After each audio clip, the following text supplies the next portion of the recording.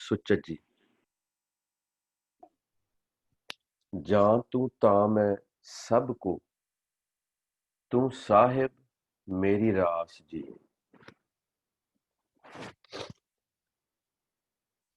ਇੱਕ ਪਿੰਡਾਂ ਥਾਈ ਦੀ ਕਹਾਵਤ ਹੈ ਕਿ ਹਾਥੀ ਦੇ ਪੈਰ 'ਚ ਸਾਰੇ ਪੈਰ ਆ ਜਾਂਦੇ ਆ। ਜਾਂ ਤੂੰ ਤਾਂ ਮੈਂ ਸਭ ਕੋ,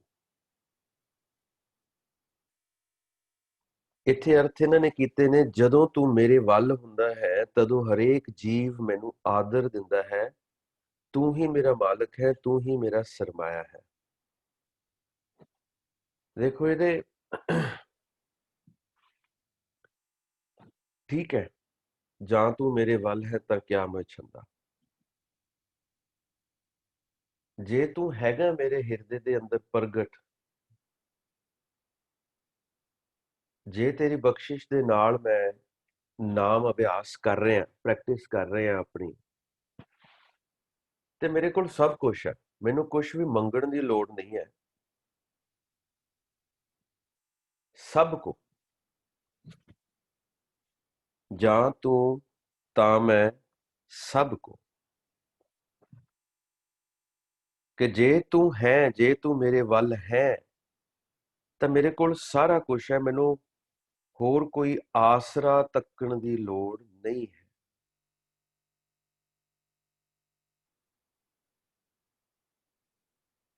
ਗੁਰਦਾਤਾ ਹਰ ਨਾਮ ਦੇ ਉਧਰੈ ਸਭ ਸੰਸਾਰ, ਪੂਰਾ ਸਤਿਗੁਰ ਭੇਟਿਆ ਬਿਨਸਿਆ ਸਭ ਜੰਜਾਲ। ਸਭ ਕਿਛ ਆਪੇ ਆਪ ਹੈ, ਦੂਜਾ ਅਵਰ ਨਾ ਕੋਈ। ਹਾਂਜੀ, ਹੁਣ ਇਹ ਹੈ ਸਭ ਕਿਛ ਆਪੇ ਆਪ ਹੈ। ਜਾਂ ਤੂੰ ਤਾਂ ਮੈਂ ਸਭ ਕੋ, ਬਿਕੋਜ਼ ਅਕਾਲ ਪੁਰਖ ਦੇ ਤੁੱਲ ਕੋਈ ਨਹੀਂ ਹੈ, ਅਕਾਲ ਪੁਰਖ ਦੇ ਬਰਾਬਰ ਕੋਈ ਨਹੀਂ ਹੈ। ਜੇ ਅਕਾਲ ਪੁਰਖ ਮੇਰੇ ਵੱਲ ਹੈ, ਪਰਮਾਤਮਾ ਮੇਰੇ ਵੱਲ ਹੈ, ਤਾਂ ਸਾਰੇ ਮੇਰੇ ਵੱਲ ਨੇ।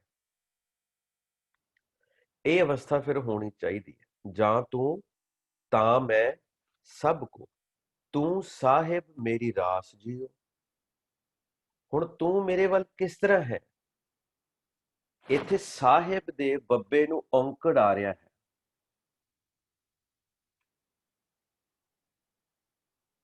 ਤੂੰ ਸਾਹਿਬ ਮੇਰੀ ਰਾਸ ਜੀਓ,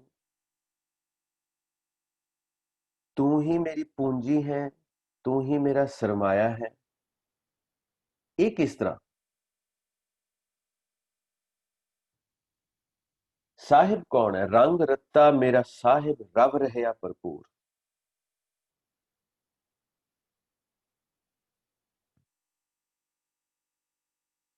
ਰੰਗ ਰੱਤਾ ਮੇਰਾ ਸਾਹਿਬ ਅਕਾਲ ਪੁਰਖ। ਅਕਾਲ ਪੁਰਖ ਤਾਂ ਵੱਲ ਹੋਏਗਾ ਤਾਂ ਇਹ ਅਵਸਥਾ ਆਏਗੀ, ਜਾਂ ਤੂੰ ਤਾਂ ਮੈਂ ਸਭ ਕੋ, ਜੇਕਰ ਤੂੰ ਸਾਹਿਬ ਮੇਰੀ ਰਾਸ ਜੀਓ।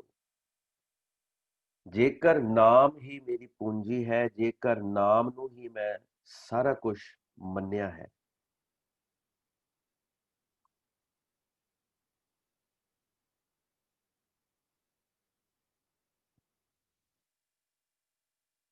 ਤੂੰ ਸਾਹਿਬ ਮੇਰੀ ਰਾਸ ਜੀਓ, ਇੱਥੇ ਸਾਹਿਬ ਹੈ ਅਕਾਲ ਪੁਰਖ। ਅਕਾਲ ਪੁਰਖ ਕੋਈ ਦੇਹ ਨਹੀਂ ਹੈ, ਅਕਾਲ ਪੁਰਖ ਕੋਈ ਵਸਤੂ ਨਹੀਂ ਹੈ। ਅਕਾਲ ਪੁਰਖ ਸਾਨੂੰ ਜੇਕਰ ਗੁਰਬਾਣੀ ਪੜ੍ਹ ਕੇ ਪਤਾ ਲੱਗ ਰਿਹਾ ਤੇ ਉਹ ਹੈ ਅਕਾਲ ਪੁਰਖ ਦਾ ਨਾਮ, ਜਿਹੜਾ ਸਾਡੇ ਕੋਲ ਹੈ, ਜਿਹੜਾ ਸਾਨੂੰ ਮਿਲਿਆ ਹੈ, ਜੋ ਸਾਨੂੰ ਗੁਰਬਾਣੀ ਜਾਚ ਦੇ ਰਹੀ ਹੈ।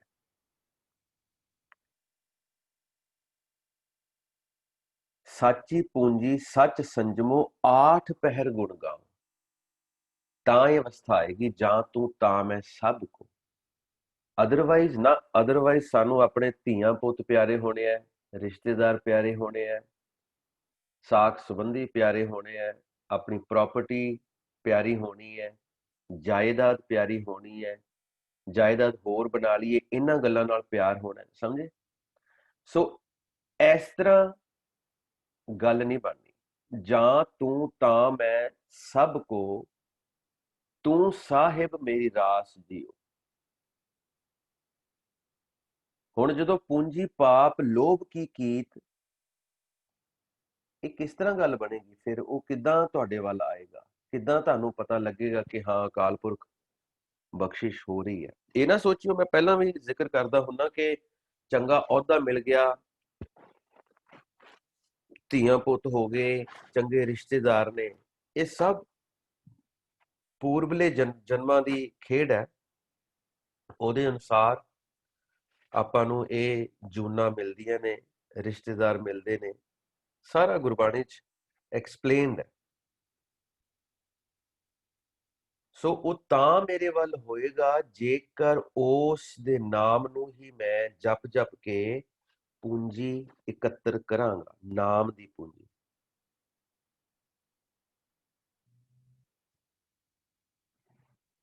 ਹਰ ਹਰ ਪੂੰਜੀ ਨਾਮ ਵਿਸਾਹ, ਤਾਂ ਗੱਲ ਬਣਨੀ ਹੈ। ਹਰ ਪੂੰਜੀ ਸੰਚ ਕਰੋ ਵਿਵਹਾਰ, ਤਾਂ ਫਿਰ ਇਹ ਸੁਚੱਜਾ ਜੀਵਨ ਸਾਡਾ ਹੋਣਾ।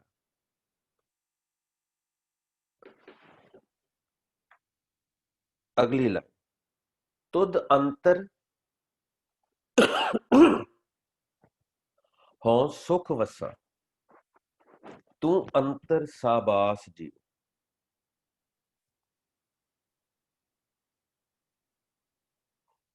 ਹੁਣ ਅਕਾਲ ਪੁਰਖ ਦਾ ਨਾਮ ਮੇਰੀ ਪੂੰਜੀ ਬਣ ਰਿਹਾ, ਮੈਂ ਉਹਨੂੰ ਜਪ ਜਪ ਕੇ ਉਹ ਪੂੰਜੀ ਇਕੱਤਰ ਕਰ ਰਿਹਾ, ਤੇ ਉਹਦੇ ਨਾਮ ਦੇ ਵਿੱਚ ਹੀ ਮੈਨੂੰ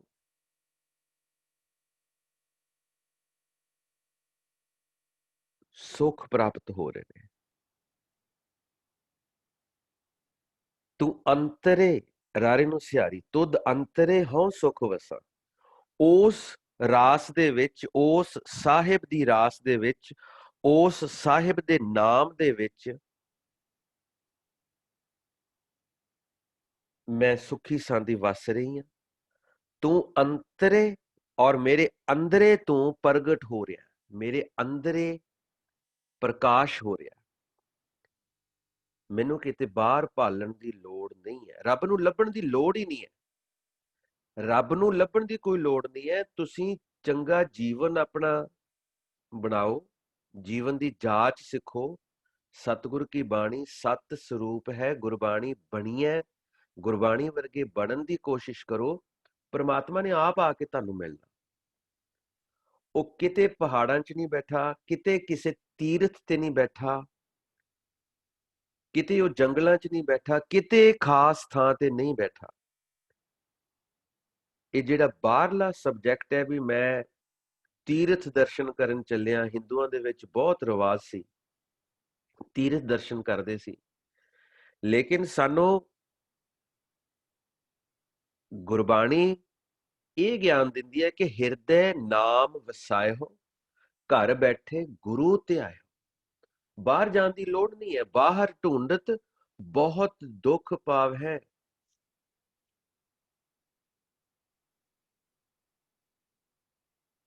ਬਾਹਰੋਂ ਨਹੀਂ ਇਹ ਸੁੱਖ ਪ੍ਰਾਪਤ ਹੋ ਸਕਦੇ ਕਿ ਹਾਂਜੀ ਮੈਂ ਜੇ ਸੇਵਾ ਕਰਨੀ ਹੈ ਤੇ ਗੁਰਦੁਆਰੇ ਜਾ ਕੇ ਹੀ ਕਰਨੀ ਹੈ, ਮੈਂ ਜੇ ਸੰਗਤ ਕਰਨੀ ਹੈ ਤੇ ਗੁਰਦੁਆਰੇ ਜਾ ਕੇ ਹੀ ਕਰਨੀ ਹੈ। ਸੰਗਤ ਕੀ ਹੈ? ਸੰਗਤ ਹਰ ਨਾਮ ਹਮਾਰੀ ਸੰਗਤ ਅਤ ਪਿਆਰੀ।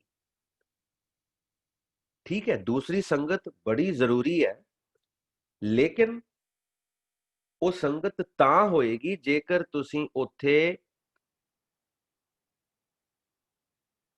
ਮਨ ਕਰਕੇ ਪ੍ਰੈਜ਼ੈਂਟ ਹੋਵੋਗੇ ਔਰ ਉਸ ਸੰਗਤ ਦੇ ਵਿੱਚ ਸ਼ਬਦ ਦੇ ਨਾਲ ਸਾਂਝ ਪਾ ਰਹੇ ਹੋਵੋਗੇ। ਤੁਧ ਅੰਤਰੇ ਹਉ ਸੁਖ ਵਸਾ, ਤੂੰ ਅੰਤਰੇ ਸਾਬਾਸ ਜੀ।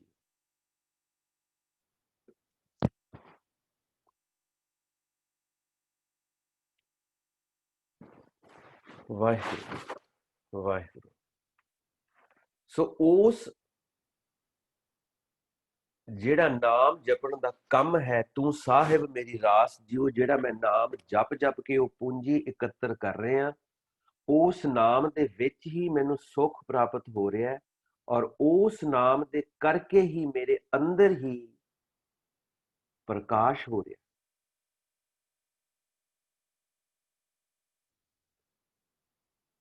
अंदर ही प्रकाश हो रहा।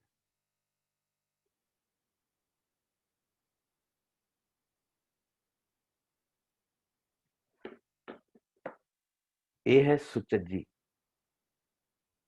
ये सुचज्जी का जीवन। हुण भाणै तख्त वडाइयां, भाणै भीख उदास जी। हुण जिहदा जीवन ऐसा होएगा कि जिहदे अंदर जो सेवक बन के नाम जप जप के नाम की पूंजी एकत्र कर रहे हैं, जो नाम जप जप के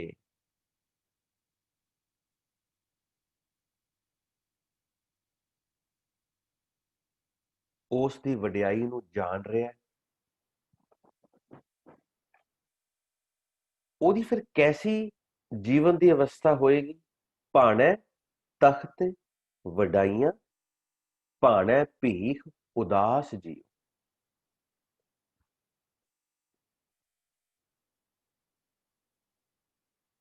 वो फिर भाणे दे विच होएगा, भाणे दे विच उहनूं वडियाइयां मिल रही ने, ते भाणे दे विच ही जेकर ਉਹਦੀ ऐसी अवस्था आ जाती है कि ਉਹਨੂੰ ਭੀਖ ਮੰਗਣੀ ਪੈਂਦੀ है, ਉਹਨੂੰ कोई फर्क नहीं पएगा।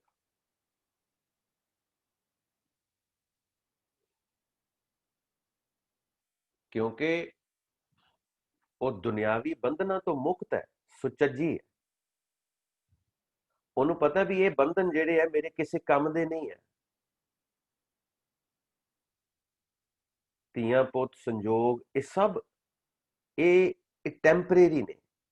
ਇਹਦੀ ਸਮਝ ਜਿਹੜੀ ਹੈ ਇਹ ਜਿਉਂਦੇ ਜੀ ਸਾਨੂੰ ਆਉਣੀ ਚਾਹੀਦੀ ਹੈ, ਜਿਉਂਦੇ ਜੀ। ਔਰ ਅਕਾਲ ਪੁਰਖ ਨਾਲ ਮੇਲ ਵੀ ਜਿਉਂਦੇ ਜੀ ਹੋਣਾ ਹੈ। ਭਾਣੈ ਤਖਤ ਵਡਾਈਆਂ, ਭਾਣੈ ਭੀਖ ਉਦਾਸ ਜੀ। ਕੋਈ ਫਰਕ ਨਹੀਂ ਹੈ, ਜੇ ਤੂੰ ਤਖਤ ਦੇ ਉੱਤੇ ਵੀ ਬਹਾਲ ਦੇ, ਜੇ ਤੂੰ ਭੀਖ ਵੀ ਮੰਗਾ ਲਵੇਂ, ਕੋਈ ਫਰਕ ਨਹੀਂ ਹੈ। ਭਾਣੈ ਥਲ ਸਿਰ ਸਰ ਵਹਿ, ਕਮਲ ਫੁੱਲੈ ਆਕਾਸ਼ ਜੀ।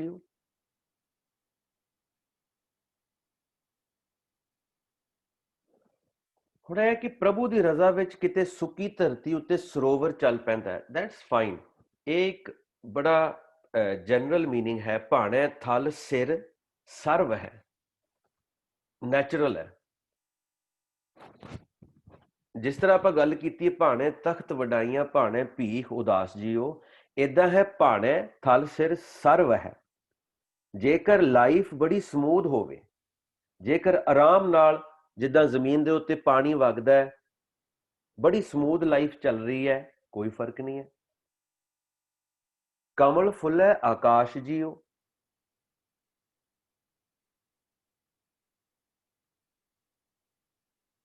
ते उसे भाणे दे विच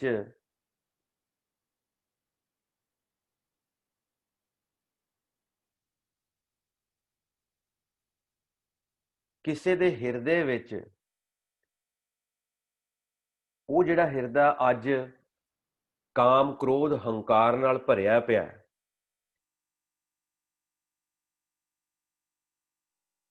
अपने आप नूं बहुत उच्चा समझदा है, बड़े हंकार च वो विचर रहा है,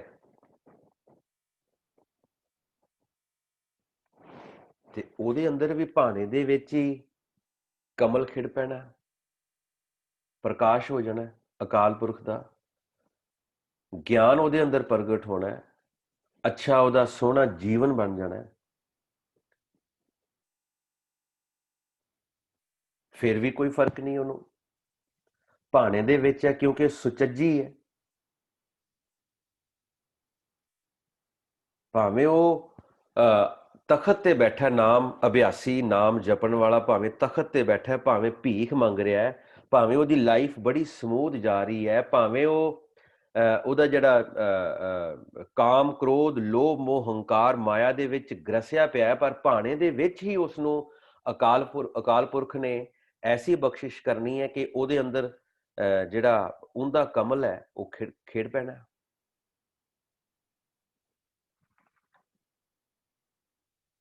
ਉਹਦੇ ਹਿਰਦੇ ਦੇ ਅੰਦਰ ਨਾਮ ਦਾ ਪ੍ਰਵਾਹ ਚੱਲ ਪੈਣਾ। ਇਹ ਸਾਰਾ ਉਹਦੇ ਭਾਣੇ 'ਚ ਹੈ, ਕਿਉਂਕਿ ਸੁਚੱਜੀ ਦਾ ਜੀਵਨ ਹੈ ਹੀ ਉਹਦੇ ਭਾਣੇ 'ਚ ਹੈ। ਭਾਣਾ ਭਵਜਲ ਲੰਘੀ ਹੈ।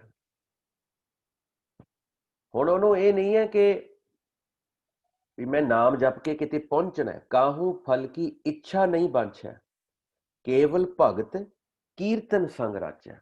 ਇਹ ਕੀਰਤਨ ਇਹ ਨਾ ਸਮਝੋ ਕਿ ਇਹ ਵਾਜੇ ਤਬਲੇ ਵਾਲਾ ਕੀਰਤਨ ਹੈ। ਇਹ ਕੀਰਤਨ ਦੇ ਅੰਦਰ ਜਿਹੜੀ ਪ੍ਰਭੂ ਦੀ ਕੀਰਤੀ ਸ਼ੁਰੂ ਹੋਣੀ ਹੈ, ਜਿਹੜਾ ਅਸਲ ਕੀਰਤਨ ਹੈ, ਜਿਹੜਾ ਨਿਰਵਾਣ ਕੀਰਤਨ ਹੈ। ਨਿਰਵਾਣ ਕੀਰਤਨ ਗਾਵੋ ਕਰਤੇ ਕਾ ਗੁਣ ਗੋਬਿੰਦ ਗਾਇਓ ਨਹੀਂ ਜਨਮ ਅਕਾਰਥ ਕੀਨ।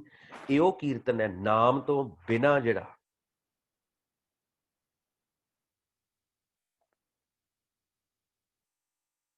ਕਿਉਂਕਿ ਉਹਦੀ ਇੱਛਾ ਕੋਈ ਨਹੀਂ ਹੈ। ਉਹ ਸਿਰਫ ਗੁਰਬਾਣੀ ਤੋਂ ਗਿਆਨ ਲੈ ਕੇ ਆਪਣਾ ਜੀਵਨ ਗੁਰਬਾਣੀ ਦੇ ਅਕੋਰਡਿੰਗਲੀ ਬਣਾ ਰਿਹਾ ਹੈ। ਭਾਣੇ ਭਵਜਲ ਲੰਘੀ ਹੈ। ਜੇ ਲੰਘ ਵੀ ਗਏ, ਜੇ ਪਾਰ ਉਤਾਰਾ ਹੋ ਵੀ ਗਿਆ, ਉਹ ਵੀ ਤੇਰੇ ਭਾਣੇ 'ਚ ਹੈ। ਭਾਣੇ ਮੰਝ ਪਰਿਹਾਸ ਜੀਓ। ਤੇ ਜੇ ਕਿਤੇ ਭਾਣੇ ਦੇ ਵਿੱਚ ਹੀ ਅਸੀਂ ਮਾਇਆ ਤੋਂ ਛੁਟਕਾਰਾ ਨਾ ਕਰ ਸਕੇ, ਤੇ ਜੇ ਅੱਧ ਵਿਚਕਾਰ ਰਹਿ ਜਾਈਏ, ਤਾਂ ਵੀ ਤੇਰਾ ਭਾਣਾ। ਨੋ ਕੰਪਲੇਂਟਸ।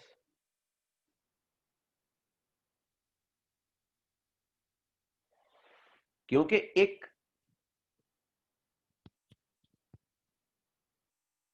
ਨਾਮ ਜਪਣ ਦਾ ਕੰਮ ਜਿਹੜਾ ਗੁਰਬਾਣੀ ਕਹਿੰਦੀ ਹੈ ਸਭ ਤੋਂ ਇੰਪੋਰਟੈਂਟ ਹੈ, ਕਿ ਇਹ ਨਾ ਖੁੰਝੇ, ਨਾਮ ਜਪਣ ਦਾ ਵੇਲਾ ਨਾ ਕਿਤੇ ਖੁੰਝੇ।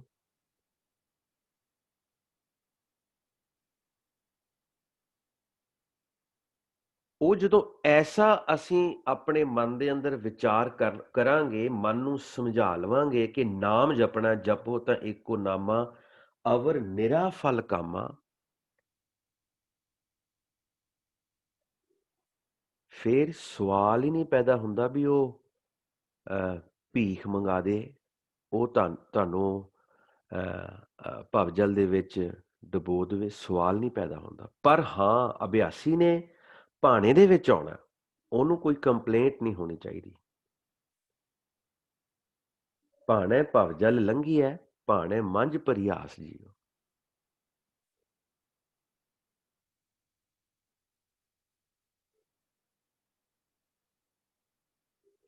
ਉਹਨੇ ਕਿਹਾ ਵੀ ਜੋ ਪਰਮਾਤਮਾ ਕਰੇਗਾ ਉਹ ਉਹਦੀ ਰਜ਼ਾ ਹੈ, ਉਹਦਾ ਹੁਕਮ ਹੈ।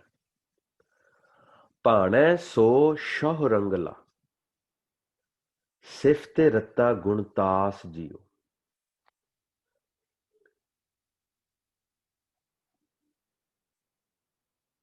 ਭਾਣੇ ਦੇ ਵਿੱਚ ਹੀ ਹੈ ਕਿ ਸਾਨੂੰ ਸਮਝ ਆ ਜੇ ਕਿ ਅਸੀਂ ਨਾਮ ਜਪਣਾ ਹੈ। ਭਾਣੇ ਦੇ ਵਿੱਚ ਹੀ ਹੈ ਕਿ ਉਸ ਅਕਾਲ ਪੁਰਖ ਦਾ ਪਤਾ ਲੱਗਣਾ ਸ਼ੁਰੂ ਹੋ ਜੇ। ਭਾਣੇ ਸੋ ਸ਼ਹੁ ਰੰਗਲਾ,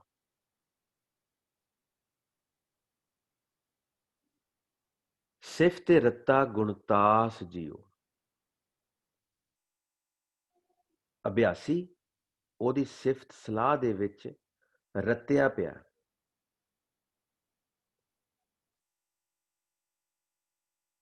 ਉਹਨੂੰ ਕੋਈ ਪ੍ਰੋਬਲਮ ਨਹੀਂ ਹੈ, ਉਹਦੀ ਕੋਈ ਇੱਛਾ ਨਹੀਂ ਹੈ।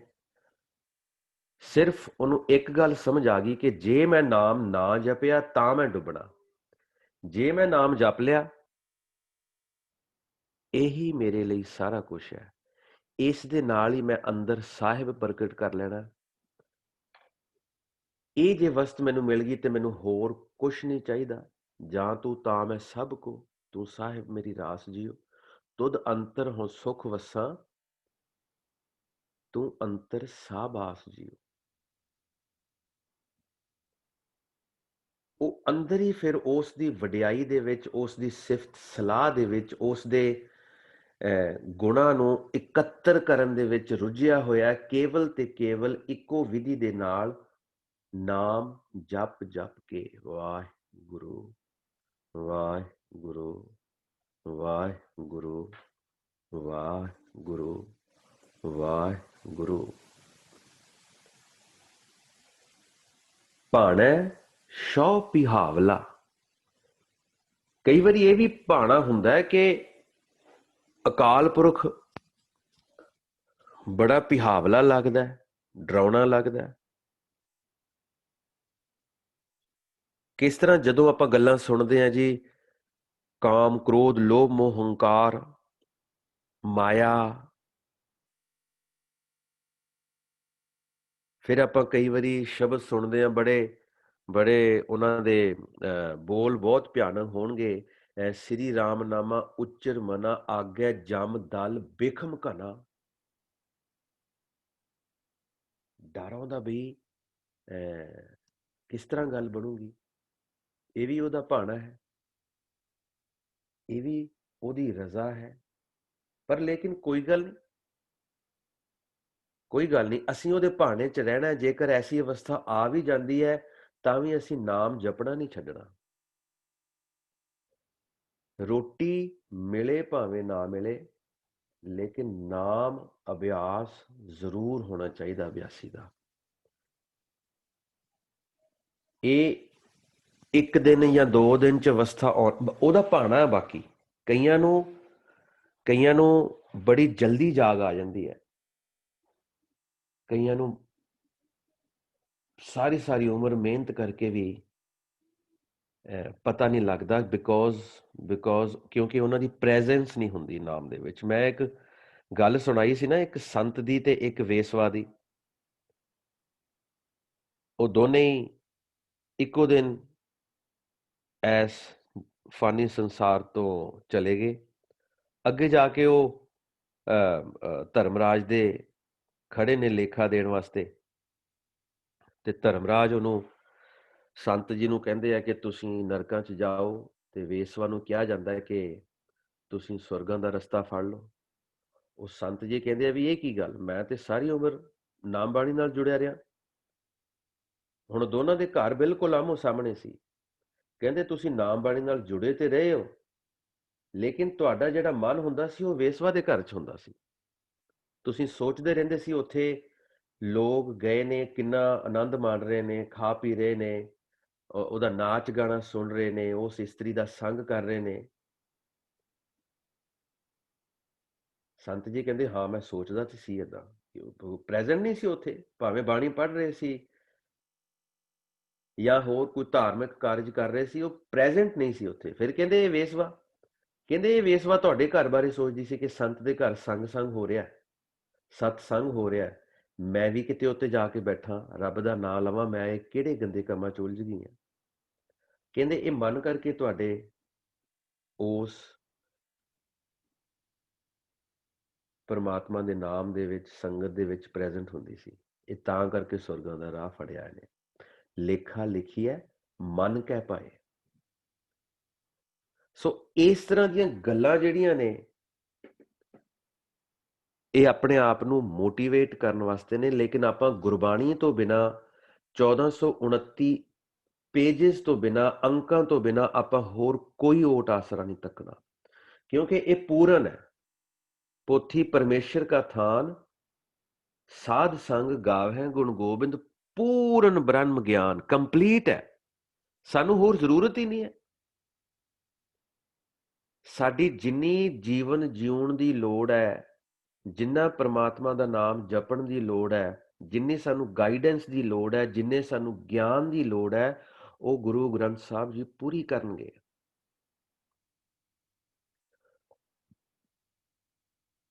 ਸੋ ਭਾਣੇ 'ਚ ਆਉਣਾ ਬੜਾ ਜ਼ਰੂਰੀ ਹੈ। ਇਹ ਬਿਨਾਂ ਨਾਮ ਜਪਣ ਤੋਂ ਨਹੀਂ ਆਇਆ ਜਾਣਾ।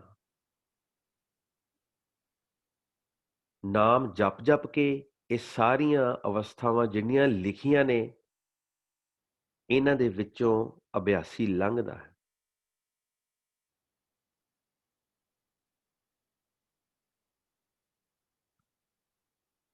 ਸੋ ਇਹ ਉਸ ਦਾ ਭਾਣਾ ਹੈ ਕਿ ਜਿਹੜੀ ਜੀਵ ਇਸਤਰੀ ਹੈ ਉਹਨੂੰ ਬੜਾ ਡਰ ਲੱਗਦਾ, ਉਹਨੂੰ ਸ਼ੌਹ ਪਿਹਾਵਲਾ ਲੱਗਦਾ, ਡਰਾਉਣਾ ਲੱਗਦਾ ਪਰਮਾਤਮਾ।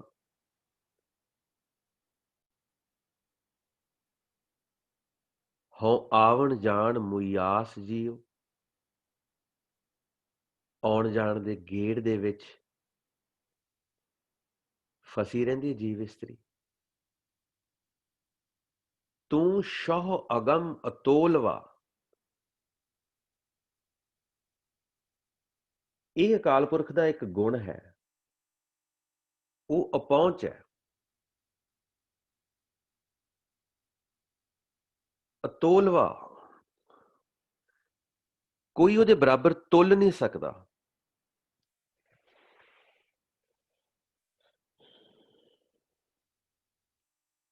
ਅਗਮ, ਅਪਹੁੰਚ।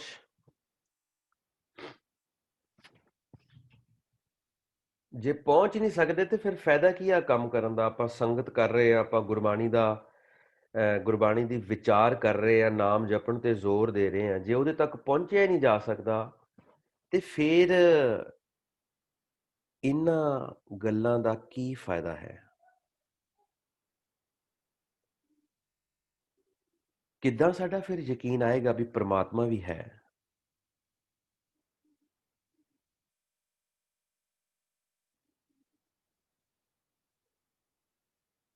ਅਗਮ ਅਗੋਚਰ ਪ੍ਰਭ ਗੁਰਮੁਖੇ ਪਾਈਐ, ਆਪਣੇ ਸਤਿਗੁਰ ਕੈ ਬਲਹਾਰੀ।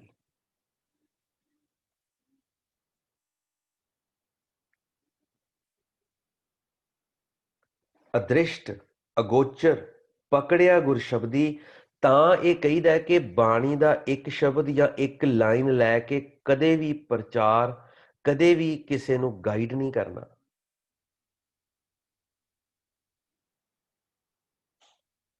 ਕੋਈ ਬੰਦਾ ਮੈਡੀਕਲ ਸਾਇੰਸ ਪੜ੍ਹ ਰਿਹਾ ਹੈ, ਉਹ ਕੇਵਲ ਇੱਕ ਚੈਪਟਰ ਪੜ੍ਹ ਕੇ ਡਾਕਟਰ ਨਹੀਂ ਬਣ ਜਾਂਦਾ।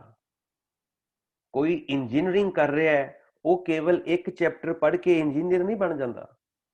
ਕੋਈ ਪਾਇਲਟ ਦੀ ਸਿੱਖਿਆ ਲੈ ਰਿਹਾ ਹੈ, ਉਹ 2-4 ਦਿਨ ਜਹਾਜ਼ ਉਡਾ ਕੇ ਪਾਇਲਟ ਨਹੀਂ ਬਣ ਜਾਂਦਾ। 4-4 5-5 ਸਾਲ ਦੀ ਸਖਤ ਮਿਹਨਤ ਦੀ ਪੜ੍ਹਾਈ ਦੀ ਡਿਗਰੀ ਹੁੰਦੀ ਹੈ, ਫਿਰ ਉਹਨਾਂ ਦੇ ਪ੍ਰੈਕਟਿਸ ਹੁੰਦੀ ਹੈ। 6 ਮਹੀਨੇ ਸਾਲ ਉਹਨਾਂ ਦੀ ਪ੍ਰੈਕਟਿਸ ਲਾਈ ਜਾਂਦੀ ਹੈ ਕਿਸੇ ਸੀਨੀਅਰ ਦੇ ਨਾਲ।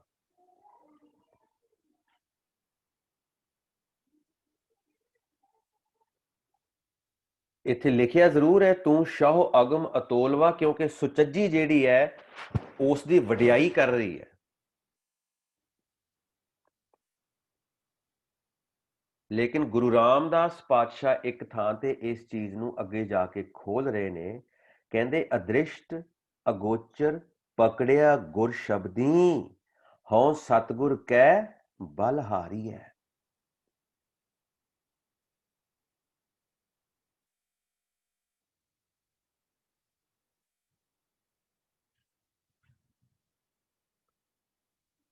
ਉਹ ਅਗੋਚਰ ਹੈ ਜਿਸ ਤੱਕ ਗਿਆਨ ਇੰਦਰੀ ਦੀ ਪਹੁੰਚ ਨਹੀਂ ਹੈ।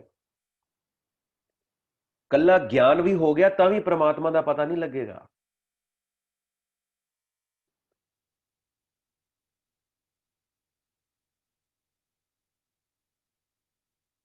ਸ਼ਬਦ ਦੇ ਰਾਹੀਂ ਉਸ ਅਗੋਚਰ ਨੂੰ, ਜਿਹਦੇ ਤੱਕ ਪਹੁੰਚ ਨਹੀਂ ਸੀ ਕੀਤੀ ਜਾ ਸਕਦੀ, ਅਗੰਮ ਨੂੰ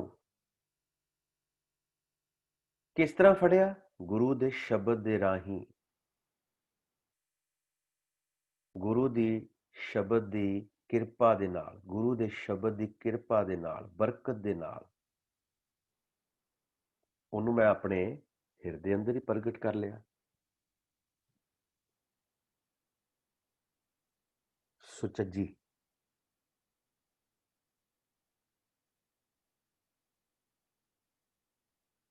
ਸ਼ਬਦ ਤੋਂ ਬਿਨਾਂ ਨਹੀਂ ਗੱਲ ਬਣਨੀ।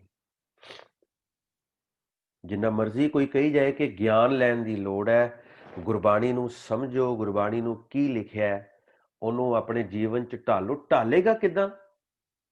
ਕਿੱਦਾਂ ਢਾਲੋਗੇ ਇਸ ਚੀਜ਼ ਨੂੰ? ਤੂੰ ਸ਼ਹੁ ਅਗਮ ਅਤੋਲਵਾ, ਹਉ ਕਹਿ ਕਹਿ ਢਹਿ ਪਈ ਆਸ ਜੀਓ। ਕਿੱਦਾਂ ਢਾਲੋਗੇ ਇਹਨੂੰ ਜੀਵਨ ਦੇ ਵਿੱਚ?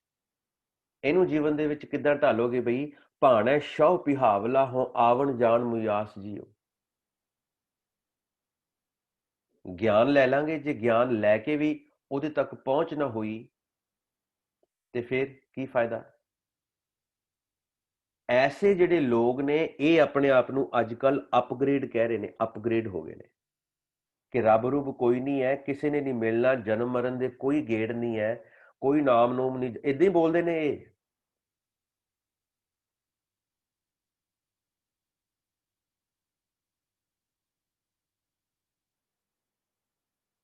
ਚਲੋ ਆਪਾਂ ਖੈਰ ਉਧਰ ਨਹੀਂ ਜਾਣਾ, ਉਹਨਾਂ ਨੂੰ ਜਿਹੜੀ ਫਰੀडम ਆਫ ਸਪੀਚ ਹੈ, ਕੋਈ ਮਰਜ਼ੀ ਉਹਦਾ ਆਪਣਾ ਜੀਵਨ ਹੈ, ਆਪਣੇ ਹਿਸਾਬ ਨਾਲ ਉਹ ਗੱਲ ਕਰ ਸਕਦੇ ਨੇ, ਲੇਕਿਨ ਆਪਾਂ ਗੁਰਬਾਣੀ ਦੇ ਭੈ ਦੇ ਨਾਲ ਅਮਲ ਕਰ ਕਰਕੇ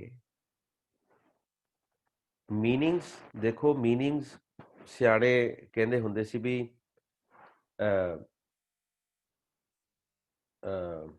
ਮੀਨਿੰਗ ਉਹ ਸਹੀ ਨੇ ਜਿਹੜੇ ਤੁਹਾਨੂੰ ਪਰਮਾਤਮਾ ਦੇ ਨੇੜੇ ਕਰ ਦਿੰਦੇ ਆ।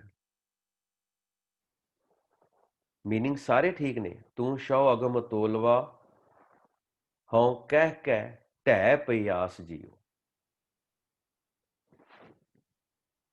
हे ਪ੍ਰਭੂ ਪਤੀ, ਤੂੰ ਅਪਹੁੰਚ ਹੈ, ਤੂੰ ਬੇਅੰਤ ਗੁਣਾਂ ਦਾ ਮਾਲਕ ਹੈ। ਮੈਂ ਅਰਦਾਸਾਂ ਕਰ ਕਰਕੇ ਤੇਰੇ ਹੀ ਦਰ ਤੇ ਢਹਿ ਪਈ ਹਾਂ, ਮੈਂ ਤੇਰਾ ਹੀ ਆਸਰਾ ਪਰਨਾ ਲਿਆ ਹੈ।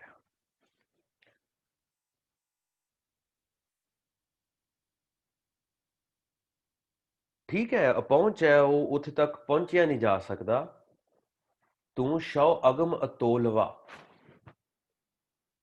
ਜੇ ਉਹ ਅਗਮ ਹੈ, ਜੇ ਉਹ ਅਦ੍ਰਿਸ਼ਟ ਹੈ, ਕੀ ਕਰਨਾ? ਹਉ ਕਹਿ ਢਹਿ ਪਈ ਆਸ ਜੀਓ। ਨਾਮ ਨੂੰ ਕਹਿ ਕੇ ਲੱਖ ਲੱਖ ਕਿਹੜਾ ਆਖੀਐ, ਏਕ ਨਾਮ ਜਗਦੀਸ਼। ਮੈਂ ਉਸ ਸ਼ਬਦ ਨੂੰ ਕਹਿ ਕੇ ਉਹਦੇ ਦਰ ਤੇ ਢਹਿਣਾ ਹੈ, ਉਹਦੇ ਦਰ ਤੇ ਢਹਿ ਪੈਣਾ ਹੈ। ਉਸ ਸ਼ਬਦ ਨੂੰ ਕਹਿ ਕੇ ਜਪ ਜਪ ਨਾਮ ਗੋਬਿੰਦ ਕਾ ਪੂਰਨ ਵਿਚਾਰ।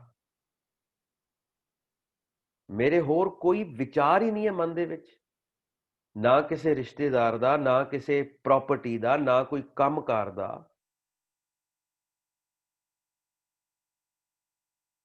ਗੁਣ ਕਹੋ ਹਰ ਲਹੋ, एक गुण है नाम।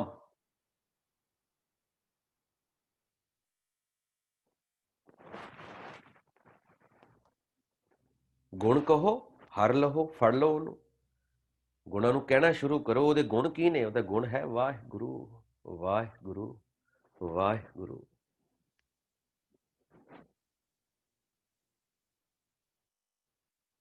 ਠੀਕ ਹੈ, ਉਹ ਅਗੰਮ ਹੈ, ਉਹ ਅਦ੍ਰਿਸ਼ਟ ਹੈ, ਤੇ ਮੈਂ ਕੀ ਕਰਨਾ? ਮੈਂ ਉਹਦੇ ਭਾਣੇ ਚ, ਮੈਂ ਸਿਰਫ ਤੇ ਸਿਰਫ ਨਾਮ ਜਪਣਾ ਹੈ। ਹਉ ਕਹਿ ਢਹਿ ਪਈ ਆਸ ਜੀਓ। ਮੈਂ ਨਾਮ ਨੂੰ ਕਹਿ ਕੇ ਉਹਦੇ ਦਰ ਤੇ ਢਹਿ ਪੈਣਾ ਹੈ।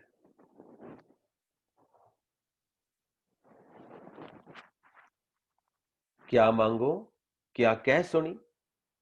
ਮੈਂ ਤੇ ਹੁਣ ਦਿਨ ਰਾਤ ਨਾਮ ਦਾ ਜਪਣਾ ਕਰ ਰਿਹਾ, ਨਾਮ ਦਾ ਆਖਣਾ ਕਰ ਰਿਹਾ। ਮੈਂ ਉਹਦੇ ਦਰ ਤੋਂ ਮੰਗਾ ਕੀ? ਮੈਨੂੰ ਤੇ ਪਤਾ ਲੱਗ ਗਿਆ ਇਹ ਰਿਸ਼ਤੇਦਾਰ, ਪ੍ਰਾਪਰਟੀ, ਅਹੁਦੇ ਕਿਸੇ ਕੰਮ ਦੇ ਨਹੀਂ ਹੈ। ਕੀ ਮੰਗਾ ਉਹਦੇ ਤੋਂ ਮੈਂ? ਉਹਨੇ ਤਰੁੱਠ ਕੇ ਉਹਨੇ ਸਾਰਾ ਕੁਝ ਦੇ ਹੀ ਜਾਣਾ ਹੈ। ਤਰੁੱਠ ਕੇ ਉਹਨੇ ਸਾਰਾ ਕੁਝ ਦੇ ਹੀ ਜਾਣਾ ਹੈ। ਪਰ ਭਾਣੇ ਚ ਆ ਗਈ ਮੈਂ ਹੁਣ ਜੀਵ ਇਸਤਰੀ, ਮੈਂ ਕੀ ਮੰਗਾ ਉਹ ਤੋਂ? ਆਪੇ ਦੇ ਹੀ ਜਾਣਾ ਉਹਨੇ। ਦਾਤਾਰ ਹੈ ਉਹ, ਤੇ ਦਾਤਾ ਦੇਣ ਵਾਲਾ ਹੀ ਉਹੀ ਹੈ। ਇਹ ਜਨਮ ਹੀ ਉਹਨੇ ਦਿੱਤਾ।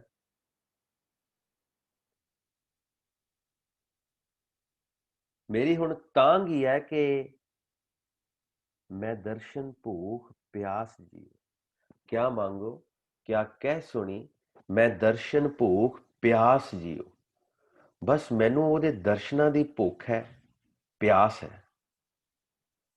ਹੋਰ ਮੈਂ ਹੁਣ ਕੁਛ ਮੰਗਣ ਜੋਗੀ ਰਹਿ ਨਹੀਂ ਗਈ, ਕਿਉਂਕਿ ਜਿਉਂ-ਜਿਉਂ ਰਾਮ ਕਹੇ ਜਨ ਉੱਚੇ, ਜਿਉਂ-ਜਿਉਂ ਤੁਸੀਂ ਅਕਾਲ ਪੁਰਖ ਦੇ ਨਾਮ ਦੀ ਸੇਵਾ ਕਰਨੀ ਹੈ, ਨਾਮ ਹਮਾਰੇ ਗੁਰ ਕੀ ਸੇਵ, ਜਿਉਂ-ਜਿਉਂ ਤੁਸੀਂ ਇਹ ਸੇਵਾ, ਇਹ ਚਾਕਰੀ ਵਧਾਉਣੀ ਹੈ, ਇਹ ਸਾਰਾ ਕੁਝ ਅੰਦਰੇ ਤੁਹਾਡੇ ਪ੍ਰਗਟ ਹੋਣਾ, ਖੁੱਲਣਾ ਸ਼ੁਰੂ ਹੋ ਜਾਣਾ, ਗਿਆਨ ਖੁੱਲਣਾ ਸ਼ੁਰੂ ਹੋ ਜਾਣਾ। ਤੁਸੀਂ ਇਹ ਸ਼ਬਦ ਸੁਣ ਰਹੇ ਹੋ ਇੱਥੇ ਇੱਕ, ਕੱਲ ਨੂੰ ਕਿਤੇ ਫਰਜ਼ ਕਰ ਲਓ ਦੂਸਰੇ ਸ਼ਬਦ ਦਾ ਤੁਸੀਂ ਕਿਤੇ ਉਹਨੂੰ ਪੜ੍ਹ ਰਹੇ ਹੋ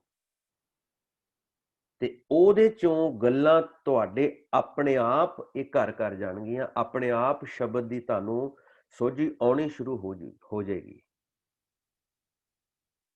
ਜੇਕਰ ਆਪਾਂ ਨਾਮ ਅਭਿਆਸ ਕਰਦੇ ਹਾਂ।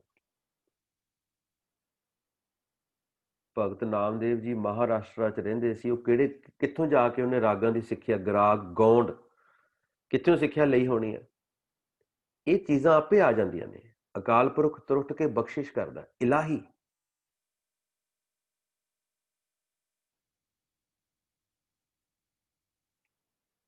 ਇਲਾਹੀ ਬਖਸ਼ਿਸ਼ ਹੈ, ਇਹ ਦਾਤਾਂ ਨੇ ਉਹਦੀਆਂ।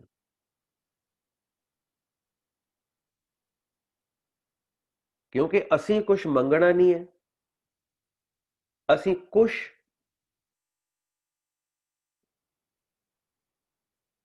ਹੋਰ ਉਹਨੂੰ ਕਹਿਣਾ ਨਹੀਂ ਹੈ ਕਿ ਮੈਨੂੰ ਦੁਨਿਆਵੀ ਅਹੁਦੇ ਚਾਹੀਦੇ ਹੈ, ਮੈਨੂੰ ਇੰਨੀ ਪ੍ਰਾਪਰਟੀ ਚਾਹੀਦੀ। ਸੰਪੈ ਕਾਰਨ ਈਸਰ ਧਿਆਈਐ, ਸੰਪੈ ਪੁਰਬ ਲਿਖੇ ਕੀ ਪਾਈ ਹੈ। ਅਕਾਲ ਪੁਰਖ ਨੇ ਉਹ ਚੀਜ਼ਾਂ ਲਿਖ ਕੇ ਭੇਜੀਆਂ ਨੇ, ਉਹ ਸਾਨੂੰ ਮਿਲ ਹੀ ਜਾਣਾ। ਉਹ ਜਿਹੜੇ ਰੱਬ ਨੂੰ ਨਹੀਂ ਮੰਨਦੇ ਉਹਨਾਂ ਨੂੰ ਵੀ ਮਿਲ ਰਿਹਾ। ਸੂਰਜ ਵੀ ਉਹਨਾਂ ਨੂੰ ਓਨਾ ਹੀ ਪ੍ਰਕਾਸ਼ ਦੇ ਰਿਹਾ, ਕੁਦਰਤ ਵੀ ਉਹਨਾਂ ਨੂੰ ਓਨੀ ਖੂਬਸੂਰਤੀ ਦੇ ਰਹੀ ਹੈ।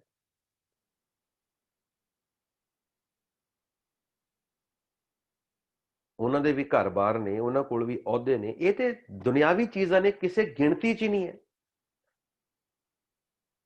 ਜਿਸ ਤਰ੍ਹਾਂ ਦਾ ਅਕਾਲ ਪੁਰਖ ਹੈ ਉਸ ਤਰ੍ਹਾਂ ਦੀ ਉਹਦੀ ਸੇਵਾ ਹੈ। ਤੇ ਮੈਨੂੰ ਤੇ ਸਿਰਫ ਹੁਣ ਤਾਂਘ ਹੈ ਉਸ ਪ੍ਰਮਾਤਮਾ ਦੇ ਦਰਸ਼ਨ ਦੀ। ਉਹ ਦਰਸ਼ਨ ਕਿਸ ਤਰ੍ਹਾਂ ਹੋਣੇ ਨੇ?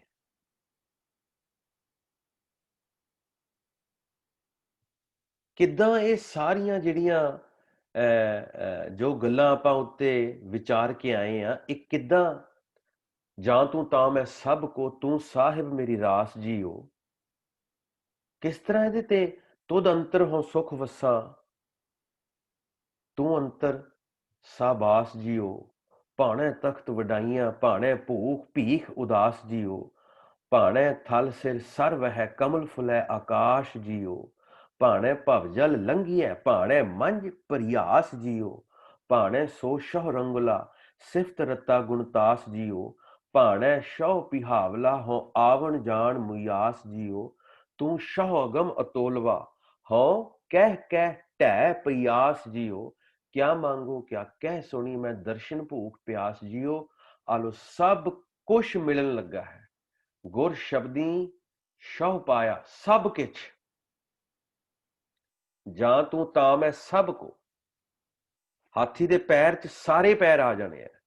ਅਕਾਲ ਪੁਰਖ ਮਿਲ ਗਿਆ, ਸਭ ਕੁਛ ਮਿਲ ਗਿਆ। ਚੰਗੇ ਰਿਸ਼ਤੇਦਾਰ ਵੀ ਮਿਲ ਜਾਣਗੇ, ਧੀਆਂ ਪੁੱਤ ਵੀ ਮਿਲ ਜਾਣਗੇ, ਅਹੁਦੇ ਵੀ ਮਿਲ ਜਾਣਗੇ, ਪ੍ਰਾਪਰਟੀਆਂ ਵੀ ਮਿਲ ਜਾਣਗੀਆਂ। ਲੇਕਿਨ ਪਹਿਲਾਂ ਆਹ ਕੰਮ ਜ਼ਰੂਰੀ ਹੈ, ਜੀਵਨ ਜਾਚ ਜਿਹੜੀ ਹੈ ਉਸ ਦੇ ਭਾਣੇ ਦੇ ਅੰਦਰ ਆਉਣਾ ਪਊਗਾ, ਸ਼ਬਦ ਅਭਿਆਸ ਕਰਨਾ ਪਊਗਾ। ਗੁਰ ਸ਼ਬਦੀ ਸ਼ਹੁ ਪਾਇਆ, ਗੁਰੂ ਦੇ ਸ਼ਬਦ ਦੇ ਜ਼ਰੀਏ ਅਕਾਲ ਪੁਰਖ ਨੂੰ ਮਿਲ ਪਿਆ, ਦਰਸ਼ਨ ਵੀ ਹੋ ਗਏ, ਪਾ ਲਿਆ ਅੰਦਰ ਹੀ। ਸੱਚ ਨਾਨਕ ਕੀ ਅਰਦਾਸ ਜੀਓ। ਹੁਣ ਕੀ ਇੱਥੇ ਅਰਦਾਸ ਪ੍ਰਥਮ ਭਗਵਤੀ ਸਿਮਰ ਕੈ ਗੁਰੂ ਨਾਨਕ ਲਈ ਧਿਆਏ ਇਦਾਂ ਖੜੇ ਹੋ ਕੇ ਅਰਦਾਸ ਕਰਨੀ ਹੈ ਜਾਂ ਗ੍ਰੰਥੀ ਸਿੰਘ ਤੋਂ ਕਰਾਉਣੀ ਹੈ? ਨਾ ਨਾ ਨਾ ਨਾ। ਸੱਚ, ਆਦ ਸੱਚ, ਜੁਗਾਦ ਸੱਚ, ਹੈ ਵੀ ਸੱਚ, ਨਾਨਕ ਹੋਸੀ ਵੀ ਸੱਚ। ਚੱਚੇ ਨੂੰ ਔਂਕੜ ਹੈ, ਸੱਸਾ ਚੱਚਾ ਚੱਚੇ ਨੂੰ ਔਂਕੜ। ਇਹ ਜਿਹੜਾ ਸੱਚ ਹੈ ਇਹ ਹੈ ਨਾਮ, ਅਕਾਲ ਪੁਰਖ ਦਾ ਸ਼ਬਦ। ਇਹੀ ਕਹਿੰਦੇ ਮੇਰੀ ਅਰਦਾਸ ਹੈ ਜੀਓ। ਇਹ ਜਪ ਜਪ ਕੇ ਮੈਂ ਅਰਦਾਸ ਕਰਦਾ ਹਾਂ। ਬੋਲੋ ਸੱਚ ਨਾਮ ਕਰਤਾਰ, ਇਹ ਬੋਲ ਬੋਲ ਕੇ ਮੈਂ ਅਰਦਾਸ ਕਰਦਾ। ਕਿਉਂਕਿ ਦੂਸਰਾ ਤੇ ਕੋਈ ਕੰਮ ਹੀ ਨਹੀਂ ਹੈ ਨਾ। ਇੱਕ ਤੋਂ ਸਾਡਾ ਗਿਆਨ ਸ਼ੁਰੂ ਹੋ ਰਿਹਾ, ਉਹ ਵੀ ਡਿਜਿਟ ਦੇ ਵਿੱਚ ਪਾਇਆ ਉਹਨਾਂ ਨੇ, ਅੱਖਰਾਂ 'ਚ ਨਹੀਂ ਲਿਖਿਆ।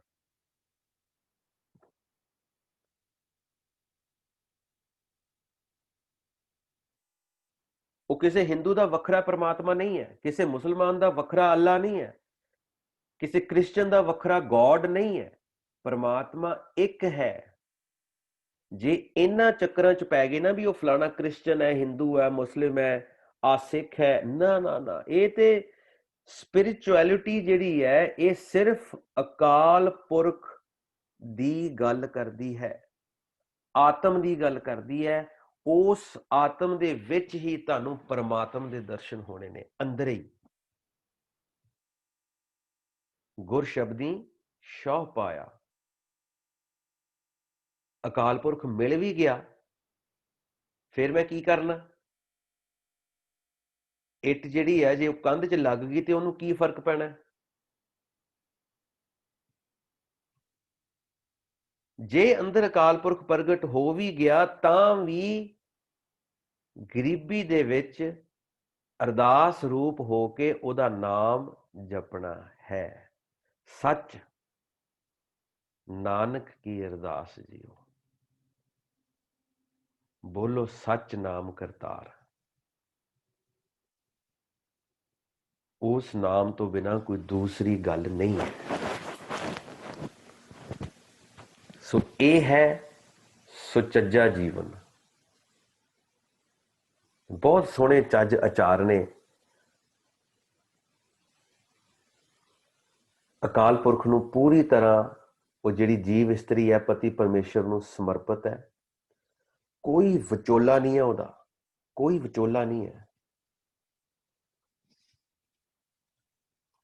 ਉਹਨੂੰ ਉਸ ਨਾਮ ਦੇ ਵਿੱਚ ਹੀ ਸਭ ਸੁੱਖਾਂ ਦੀ ਪ੍ਰਾਪਤੀ ਹੋ ਰਹੀ ਹੈ।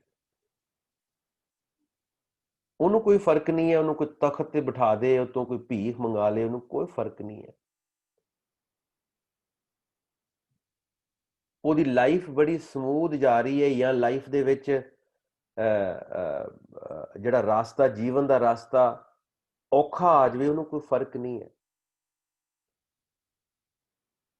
ਜੇ ਭਵਜਲ ਸਾਗਰ ਤਰਨਾ ਹੈ, ਉਹਦੇ ਭਾਣੇ ਵਿੱਚ ਤਰਨਾ ਹੈ। ਜੇ ਉਹਨੇ ਅੱਧ ਵਿਚਕਾਰ ਡੁੱਬਣਾ, ਉਹਦੇ ਭਾਣੇ ਵਿੱਚ ਡੁੱਬਣਾ। ਇਸ ਗੱਲ ਨੂੰ ਇਹ ਨਾ ਸਮਝਿਓ ਕਿ ਡੁੱਬਣਾ ਹੈ, ਇਹ ਭਾਣਾ ਹੈ, ਉਸ ਦੀ ਮੰਗ ਕੋਈ ਨਹੀਂ ਹੈ। ਜਿਹੜੇ ਸ਼ਬਦ ਅਭਿਆਸੀ ਹੋਣਗੇ ਉਹ ਤਰਨਗੇ ਹੀ ਤਰਨਗੇ। ਉਹ ਗੁਰੂ ਨਾਨਕ ਦੇ ਘਰ ਦੇ ਵਿੱਚ ਫੁੱਲੀ ਇਨਸ਼ੋਰਡ ਨੇ।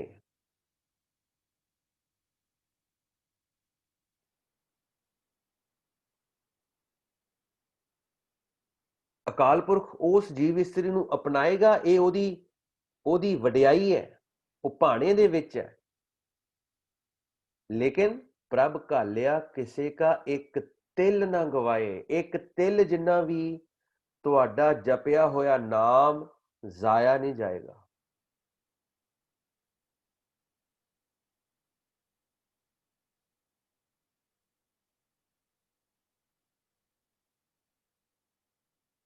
ਇੱਕ ਤਿਲ ਜਿੰਨਾ ਵੀ ਨਾਮ ਜ਼ਾਇਆ ਨਹੀਂ ਜਾਏਗਾ।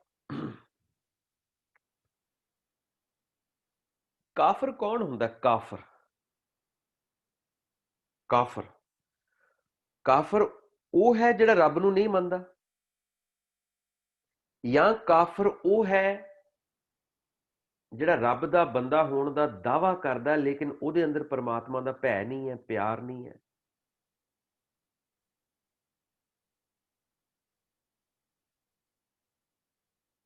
ਜਿਨੇ ਗੁਰਬਾਣੀ ਪੜ੍ਹਨੀ, ਵਿਚਾਰਨੀ, ਸਿੱਖੀ ਨਹੀਂ, ਜਿਹਦਾ ਅਕੀਦਾ ਗੁਰਬਾਣੀ ਤੇ ਹੈ ਹੀ ਨਹੀਂ ਹੈ, ਉਹ ਠੀਕ ਹੈ ਬੰਦਾ।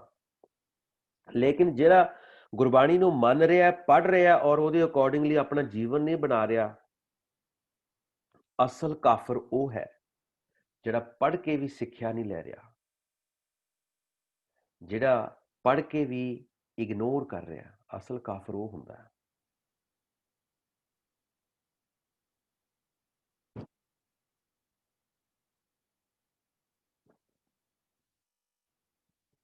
ਬਾਣੀ 'ਚ ਪਤਾ ਕੀ ਲਿਖਿਆ? ਵਾਹਿਗੁਰੂ। ਇੱਕ ਤੁਕ ਮੇਰੀ ਪਕੜ 'ਚ ਨਹੀਂ ਆ ਰਹੀ, ਜੇ ਕਿਸੇ ਨੂੰ ਯਾਦ ਹੋਵੇ ਤੇ ਜ਼ਰੂਰ। ਜਾਨਤ ਹੀ ਔਗਣ ਕਰੇ।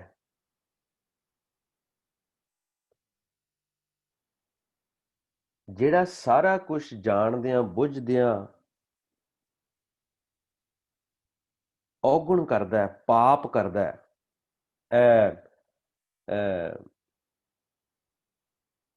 ਉਹ ਦੁੱਗਣੀ ਸਜ਼ਾ ਦਾ ਹੱਕਦਾਰ ਹੁੰਦਾ ਹੈ। कबीर मन जाने सब बात, जानत ही अवगुण करे। काहे की कुशलात, हाथ दीप कुएं पर है।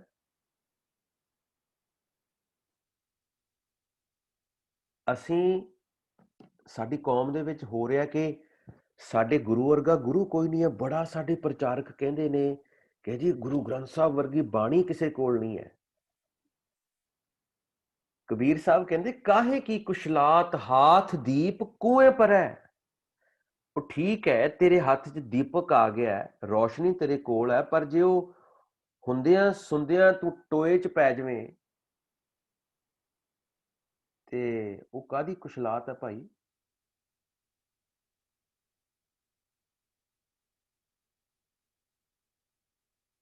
ਸੋ ਇਹ ਅਸੀਂ ਜੀਵਨ ਜਾਚ ਗੁਰਬਾਣੀ ਤੋਂ ਲੈਣੀ ਹੈ। ਇਹਨੂੰ ਪੜ੍ਹਨ ਦੀ ਕੋਸ਼ਿਸ਼ ਕਰੋ, ਸਿੱਖੋ, ਪ੍ਰੈਕਟਿਸ ਕਰੋ।